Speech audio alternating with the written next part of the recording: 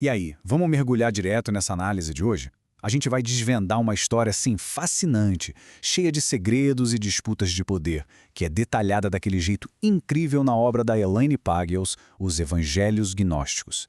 É literalmente uma viagem no tempo para entender como a política ajudou a moldar as crenças. O nosso roteiro de hoje está bem direto. Primeiro, a descoberta de Nag Hammadi. Depois, a gente passa pela heresia gnóstica, a política da ressurreição e fecha com o conceito de um Deus, um bispo. Bora lá? Parte 1. A descoberta de Nag Hammadi. Uma verdadeira história de detetive arqueológica. Olha só como a jornada desses 52 textos antigos é quase um roteiro de cinema. Em 1945, um camponês árabe esbarra, totalmente por acaso, numa jarra de barro selada dentro de uma caverna no Egito. E o detalhe mais bizarro: esses textos foram escondidos, num primeiro momento, não por algum zelo religioso extremo, mas simplesmente para evitar a polícia durante uma investigação de rixa de sangue na família desse camponês. Imagina isso. Aí, pulando para a década de 50, a coisa vira um caos absoluto. Contrabando, vendas em mercado negro, até cofres secretos entram na história. E foi só em 1977, depois de décadas de brigas pesadas entre acadêmicos do mundo todo, que a gente finalmente teve a primeira publicação completa em inglês dessa biblioteca. Loucura, né? Parte 2. A heresia gnóstica. As vozes suprimidas do cristianismo primitivo. Mas o que realmente pega nessa descoberta é entender o que afinal estava escrito naquelas folhas de papiro e por que a igreja institucional da época achou essas ideias tão incrivelmente perigosas. Segundo a obra que a gente está analisando, esses textos, que ficaram enterrados por uns 1.600 anos, trazem uma versão do cristianismo primitivo muito, mas muito diferente. E foi exatamente essa diversidade de pensamento que a maioria ortodoxa que estava crescendo na época tentou destruir a todo custo.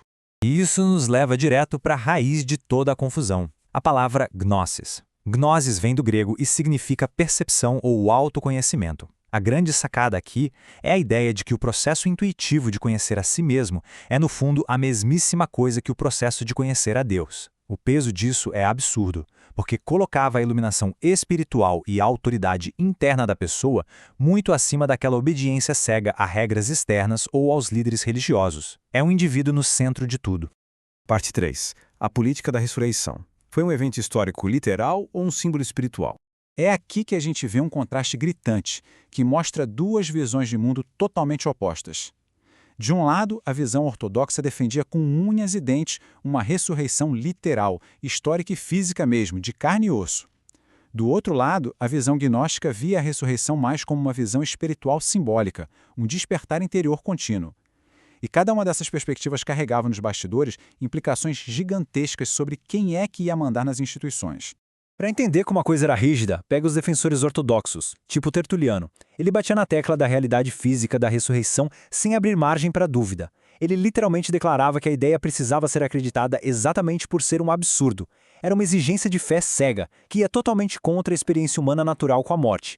Na prática, era um teste de obediência sem direito a nenhum questionamento. Já os textos gnósticos iam numa direção bem diferente. O tratado sobre a ressurreição, por exemplo, aponta que a ressurreição não deveria ser encarada como uma aparição mágica, mas sim como a revelação daquilo que já existe de verdade. Ela era vista como um estado de iluminação espiritual que qualquer um de nós poderia acessar, agora mesmo, no tempo presente. E é aqui que a gente entende por que tudo isso importa tanto politicamente. A reivindicação ortodoxa de uma ressurreição física, literal, e que aconteceu uma única vez, foi exatamente a base usada para legitimar a autoridade exclusiva dos bispos. A doutrina dizia que Pedro foi a primeira testemunha dessa ressurreição do corpo físico. O que isso fazia na prática? Restringia a autoridade máxima lá do topo só para os 12 apóstolos originais. E claro, isso significava que o poder legítimo só poderia ser passado exclusivamente para os sucessores que eles mesmos ordenassem. Ou seja, criaram um monopólio perfeito sobre a liderança da igreja. Mas olha a reviravolta genial da alternativa gnóstica. Se a ressurreição é uma visão espiritual, então a experiência interior de qualquer pessoa comum pode não só igualar, mas até superar a autoridade de qualquer clérigo. Ao dizerem que podiam ter a experiência do Cristo ressuscitado diretamente através das próprias visões interiores, os gnósticos basicamente passavam por cima de toda a hierarquia e de toda aquela cadeia de comando oficial e ortodoxa. Parte 4. Um Deus, um bispo. A política do monoteísmo. Para entender essa cadeia de comando, dá uma olhada em como os líderes ortodoxos estruturaram a igreja aqui na Terra. O objetivo era espelhar perfeitamente a visão que eles tinham de um paraíso extremamente hierárquico. No topo absoluto, Deus como mestre supremo lá no céu. Logo abaixo, o bispo comandando as coisas na terra. Aí vinha o conselho de padres, depois os diáconos e lá embaixo, na base sustentando tudo, os leigos. E eles não escondiam isso de jeito nenhum. Os antigos líderes usavam abertamente a teologia para exigir submissão total. O bispo Inácio de Antioquia, por exemplo, chegou a instruir as pessoas a reverenciarem o bispo, e eu cito, como se fosse Deus.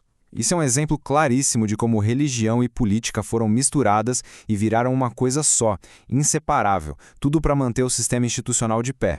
Mas adivinha só, os gnósticos foram lá e jogaram uma chave de fenda nessas engrenagens do poder. Enquanto o monoteísmo ortodoxo falava de um único Deus criador agindo como aquele rei severo e juiz implacável, o monoteísmo gnóstico trazia uma visão muito mais abstrata. Eles diziam que esse criador que ficava ditando regras era, na real, um ser bem inferior, uma espécie de demiurgo ignorante. Para eles, a verdadeira e incompreensível fonte de toda a existência ficava num plano superior, muito distante, que eles chamavam de a profundidade do ser.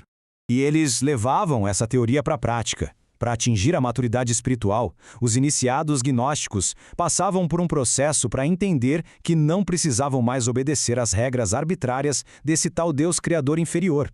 Eles realizavam um sacramento secreto, o chamado ritual de redenção, para declarar de forma oficial que eram totalmente independentes dessa autoridade. Os textos encontrados mostram declarações de independência teológica incrivelmente fortes, como essa, onde a pessoa afirma que a verdadeira origem dela vem de um reino que já existia antes de tudo, inalcançável por regras terrenas. É um empoderamento absurdo do indivíduo batendo de frente com a instituição. E a sacada política por trás disso é genial. Pensa comigo. Se a pessoa rejeita a autoridade desse Deus criador inferior lá no céu, automaticamente ela está rejeitando a autoridade do bispo que diz representar esse mesmo Deus aqui na Terra. Era uma forma cirúrgica, sabe, de invalidar o poder dos clérigos usando a própria teologia contra eles.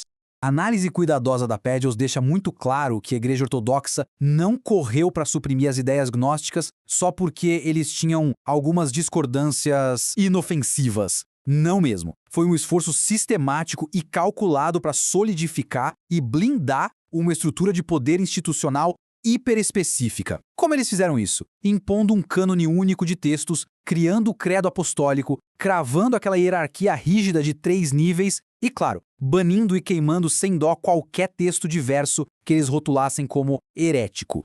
E depois de mergulhar nisso tudo, fica no ar uma pergunta daquelas para deixar a gente pensando por dias. Até que ponto a simples necessidade de sobrevivência de uma instituição é o que dita quais ideias viram a verdade sagrada e quais são criminalizadas como heresia perigosa? O quanto do que a gente aceita hoje como verdade absoluta da história não foi só um roteiro escrito pelos vencedores para manterem o próprio poder? A reflexão que fica é como as nossas ideias muitas vezes são moldadas não pela pura fé, mas pelas velhas engrenagens humanas do controle e da política. Bom, a gente fica por aqui. Até a nossa próxima análise.